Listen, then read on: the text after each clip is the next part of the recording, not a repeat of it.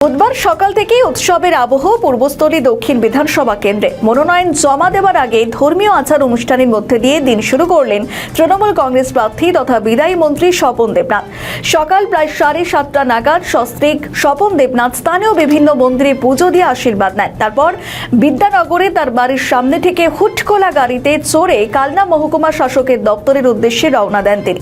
এই শোভাযাত্রায় ছিল উৎসবের আমেজ, বিভিন্ন বাদ্যযন্ত্রের তালে তালে এগোচ্ছে মিছিল। পাশাপাশি সর্বধর্ম সমন্বয়ের বার্তা নিয়ে বিভিন্ন সম্প্রদায়ের মানুষের উপস্থিতি ছিল চোখে পড়ার মতো। প্রার্থীর সমর্থনে রাজ্য জুড়ে ভিড় করেন একেবারে বহু কর্মী সমর্থক।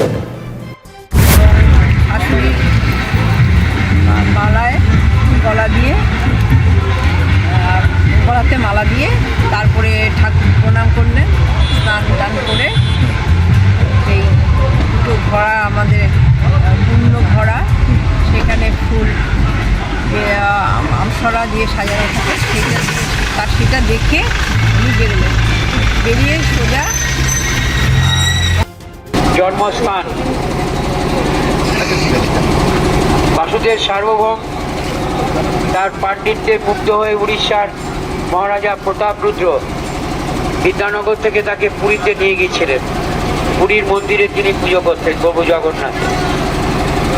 সেখান থেকে আমি প্রণাম জানিয়ে, কথিত আছে জীবন মহাপ্রভুর বাল্য শিক্ষা লাভ করেছিলেন গঙ্গানন্দপুরে, সেখানে প্রণাম জানিয়ে বিদ্যানগরের বাজারে প্রতিষ্ঠিত কালী মন্দির, প্রভু জগন্নাথ, বলরাম, সুভদ্রা, এখানে প্রণাম জানিয়ে আমার রাজনীতিক গুরু হরেশচন্দ্র গোস্বামী মূর্তিতে মাল্য দিয়ে বিদ্যানগর জয়রাম দাস বিদ্যা মন্দির যা নামাঙ্কিত জয়রামবাবুর মূর্তিতে মালা দিয়ে আমি ওখান থেকে শুরু করব।